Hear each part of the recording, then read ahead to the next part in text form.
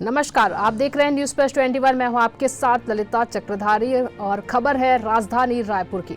राजधानी रायपुर के आजाद चौक थाना क्षेत्र में भाजपा युवा मोर्चा के कार्यकर्ताओं द्वारा कल शाम आजाद चौक थाने के बाहर जमकर नारेबाजी की। वहीं घंटों समय तक चक्का जाम भी किया गया।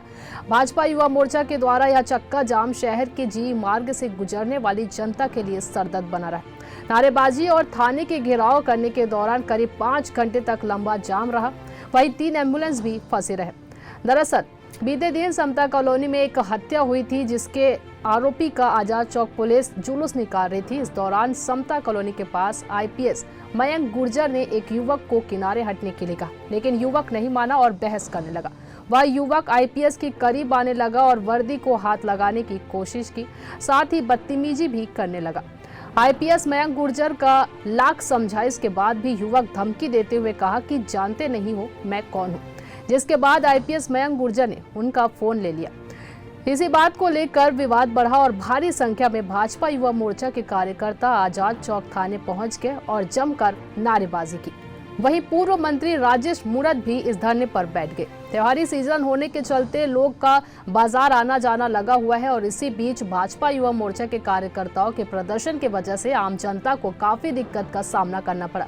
जाम इतना सघन हो गया था कि 3 एम्बुलेंस फंसे रहे। रेलवे स्टेशन जाने वाले यात्री टैक्सी से उतरकर पैदल जाने लगे। अब सवाल ये उठता है कि इस पूरे मामले पर आम जनता क्यों परेशान रही। जाम इतना सघन हो गया था कि 3 एम्बुलेंस फंसे रहे। वहीं बीजेपी के पूर्व मंत्री राजेश मूणत का खुद इस धरने पर बैठना और करीब 5 घंटे तक सड़क पर जाम लगा रहना बीजेपी कार्यकर्ताओं के इस सड़क जाम के बजाय आपसी समझाइश की कोशिश की जानी चाहिए थी और इस मामले को इतना बड़ा होने से रोकने की कोशिश होनी चाहिए थी, लेकिन ऐसा नहीं हुआ और बीजेपी वहां प्रदर्शन करती रही। पकड़े और आज पूछताछ के बाद में इस पर जुलूस निकाल रहे थे हम लोग, ताकि लोगों के अंदर हम थोड़ा एक बिलीफ ला सकें कि पुलिस अपने कार्रवाई कर रही है और जो भी ऐसे गुंडे बदमाश होंगे उनके खिलाफ स्ट्रॉन्ग से स्ट्रॉन्ग कार्रवाई की जाएगी। तो वहीं हम जब जुलूस से निकल रहे थे तो एक ठेले के पास में 4-5 लड़के खड़े थे। उनमें से एक जो तथाकथित कार्यकर्ता बताया जा रहा है वो भी थे।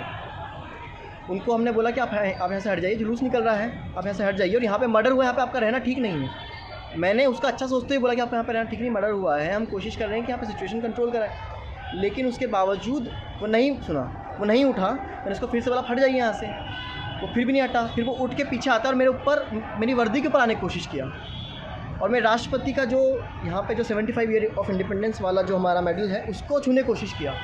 तो वो मैं सहा नहीं गया, मैंने उसका फ़ोन ले लिया उससे और फिर हम लोग जुलूस करवाने लग गए। उसके बाद में बोलना कि आप मैं देखता हूँ आपको क्या कर लोगे, मैं ये हूँ, मैं वो हूँ, फलाना हूँ।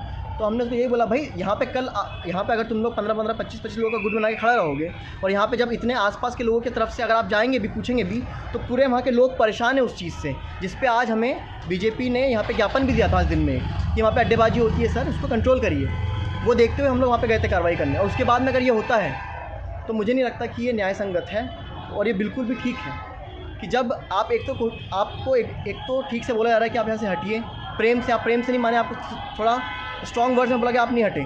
उसके बाद में आप हमारी वर्दी के ऊपर आते हैं, जो कि बिल्कुल भी उचित नहीं है और शायद कोई भी इंसान जो वर्दी पहनता है वो इस चीज़ को एक्सेप्ट नहीं करेगा। और उसके बाद में आप फोकट में कोशिश करते हैं कि माहौल बनाया जाए, जबकि जो भी सीनियर लीडरशिप है कोई भी हो, वो सब मान रहे हैं कि ये इसे हटाना चाहिए कि लोगों को इनकन्वीनियंस हो रही, पर फिर भी जो कार्य। ऐसे ही तमाम बड़े अपडेट्स के लिए देखते रहिए न्यूज़ प्लस 21, आपके हक की बात।